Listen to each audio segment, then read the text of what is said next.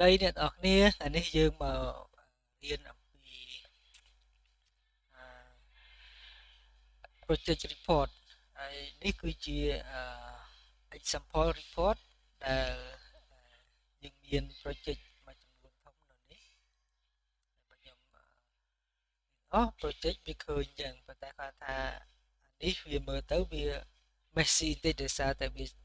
តូចពេកអញ្ចឹងយើងអាចបរិយាវាបានទោះបីយ៉ាងណាក៏ដោយយើងអាច understand បានប៉ុន្តែនេះយើងអឺ optional មួយចំនួនទៅ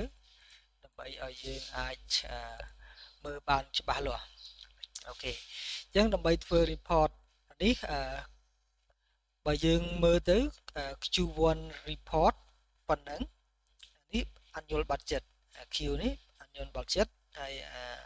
ពណ៌ទឹកក្រូចនេះactual expense ជាមួយដោយសារ project 645វាទៅតែ start អញ្ចឹងវាអត់ទាន់មានអីចាយទេអញ្ចឹងតែ budget យើងបាន prepare រួចហើយអូខេអញ្ចឹងអឺយើងសាក់លបង3នេះដើម្បីយើងងាយមើលស្រួលឥឡូវឧបមាថាយើងមកដល់ Q2 អញ្ចឹងយើងគ្រាន់តែថែមទិន្នន័យ Q2 ចូលទៅក្នុង data របស់យើងទៅហើយយើងនឹងធ្វើ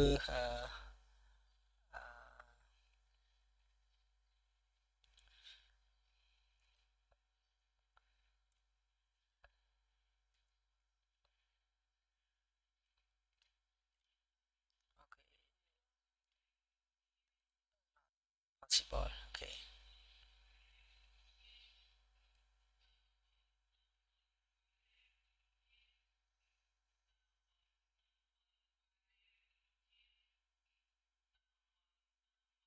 នេះគឺជាទិន្នន័យត្រីមាសទី2ចំណាយដល់ពេលដែលយើង copy វាចូលទៅនៅក្នុង S2 data ហ្នឹងយើងនឹងធ្វើ generate report ដោយប្រើ refresh អញ្ចឹងដល់ពេលដែលយើង refresh ទិន្នន័យហ្នឹងវានឹង update ចូលទៅក្នុង report របស់យើងហើយយើងធ្វើបន្តបន្ទាប់រហូតដល់ពេញមួយឆ្នាំហើយយើងនឹងបាន annual report មួយអញ្ចឹងយើងនឹង show up progress report by quarter អូខេឥឡូវ quarter 2យើងកំពុងតែ copy យើងប្រើ control shift មិញវាអត់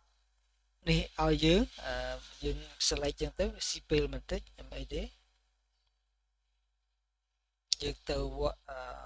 one by one អស់គ្នាអូខេ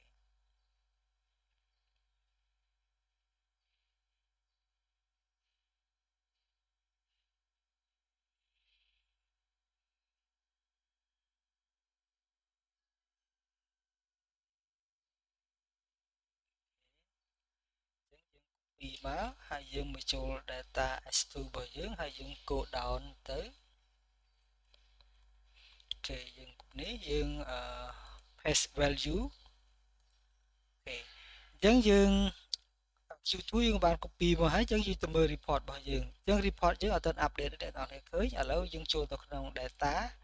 ហើយចូល refresh ចុច refresh all អញ្ចឹងយើងឃើញថាទិន្នន័យរបស់យើងបាន update ហើយ Q កាលមុន Q1 report តែបន្តិចទេឥឡូវវាឡើងអូខេអញ្ចឹងយើងអាចអ្នកនរគ្នាអាច insert slicer នៅក្នុង chart ដោយគោល select លើ chart របស់យើងហើយចូលទៅក្នុង insert tab ហើយជ្រើសយក slicer ហើយយើង click យកស្អីដែលយើងចង់ present ប្រហែលថាយើងយក project ចោះអញ្ចឹងយើង click OK នេះជា slicer របស់យើងអូសមកតិចមកហើយយើងបរួមវាតូចតិចមកស្រួលយើងអានទៅស្រួលមើលហើយអ្នកនរគ្នាអាចបរិយវាបានអូខេ project យើងអស់ហើយមានប៉ុណ្្នឹងអូខេអញ្ចឹងអានេះអា QQ នេះយើង select ដូចនៅក្នុងនេះអញ្ចឹងយើងអាចដោះ select បានអូខេអញ្ចឹងចង់ select project ផ្សេងក៏យើងចុចលើអានឹងមកឧបមាថានេះយើងមើលទៅលើ project បើអ្នកចង់ select ច្រើនចុច control ហើយ select វាម្ដងមួយមកអូខេហើយយើងលេខដៃមកយើងឃើញថានេះ project ផ្នែក Chem E អូខេអានេះ Chem C អានេះ Chem D មានតែមួយទេហើយ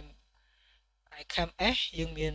2ហើយចង់ select cam s យើងចុច cam s មកអូខេអញ្ចឹង report យើង update ឥឡូវយើង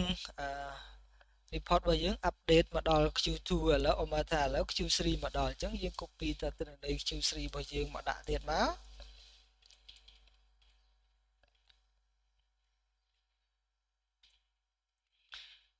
អញ្ចឹងយើង control C មកអញ្ចឹងយើងយកមកដាក់ក្នុង data S2 របស់យើង run ទៅក្រោមទៀតមកឲ្យអស់មកហើយយើងធ្វើដូចមុនអញ្ចឹងមក paste value អញ្ចឹងមកអញ្ចឹងយើងចូលទៅក្នុង report របស់យើងគ្រាន់តែចូលទៅក្នុង data ហើយចុច refresh all អញ្ចឹងយើងឃើញអត់នេះមានចំណាយឃើញចំណាយកើនឡើងអូខេនៅពេលដែលយើង add up report មកហើយបើយើងចង់មើលតើ C នេះវាផ្លាស់ប្ដូរយើងគ្រាន់តែ3នឹងមកអញ្ចឹងអានេះវាប្រែប្រួលឲ្យយើងដែរអូខេអញ្ចឹង report របស់យើងកាលមុនអ្នកនរគ្នាកាល Q2 Q1 Q2 អានេះអត់ទាន់មានចាយទេអញ្ចឹងឥឡូវមកដល់ Q3 ចាយអូខេអញ្ចឹង report យើងធ្វើទៀតដល់ពេលដល់ចុងឆ្នាំយើង copy ទិន្នន័យរបស់យើងមួយទៀតមក report របស់យើងចុងឆ្នាំមួយទៀតមក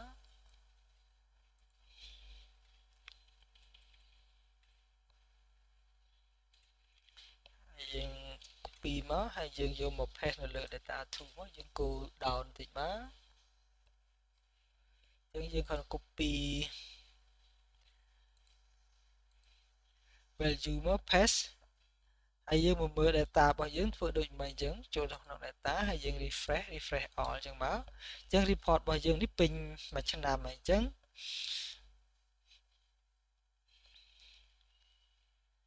យើងកន្លែងនេះយើងថា multiple បើសិនជាអ្នកនរគ្នាអូខេតែចង់ទៅមើល quarter វិញអញ្ចឹងអ្នកនរគ្នាដោះចេញមក quarter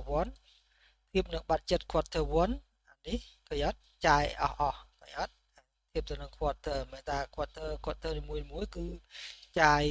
project ខ្លះចាយស្មើ project ខ្លះអត់ស្មើអញ្ចឹងបើយើង select អានេះចាយបានតែបន្តិចទេហើយបើយើង select អានេះដោយសារ budget នេះវាធៀបទៅនឹង all អញ្ចឹងវា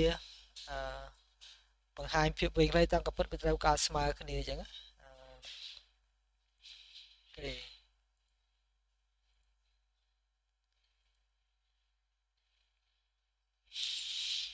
ចឹងនេះជា report របស់យើងអូខេអញ្ចឹងអ្នកនរគ្នាអាច select នេះឡើងវិញទៅដើម្បីយើងមើលតាម3 report នេះសិនឲ្យវាងាយស្រួលមើលអូខេអញ្ចឹងមកដល់ quarter 2នេះគឺអញ្ចឹងអញ្ចឹងបើយើងចង់ថែម quarter ទៀតចង់មើល quarter 2ទៀត select វាទៀតមកអូខេប៉ុណ្ណឹងហើយបើចង់មើល quarter 3ចង់មើលតែ quarter 3ទៅទេក៏បានដែរហើយបើចង់មើលតែ quarter 4ទៅទេក៏បានដែរធៀបទៅនឹង budget មួយហើយបើសិនជាយើងចង់មើលទាំងអស់យើង select all មកថា all អញ្ចឹង report យើងមានប៉ុណ្ណឹងបើអ្នកនរគ្នាចាប់អារម្មណ៍អាចមើលអាចតាក់ទងទៅតាមទំនាក់ទំនងនៅបានបង្ហាញក្នុងវីដេអូនេះហើយបើចង់បាន file អ្នកនរគ្នា request តាម Telegram មកខ្ញុំនឹងផ្ញើជូនតាម Telegram ឲ្យអរគុណច្រើនព្រោះការយកចិត្តទុកដាក់រៀនហើយនឹងសិក្សាទាំងអស់គ្នាដើម្បីស្វែងយល់ហើយខ្ញុំគិតថា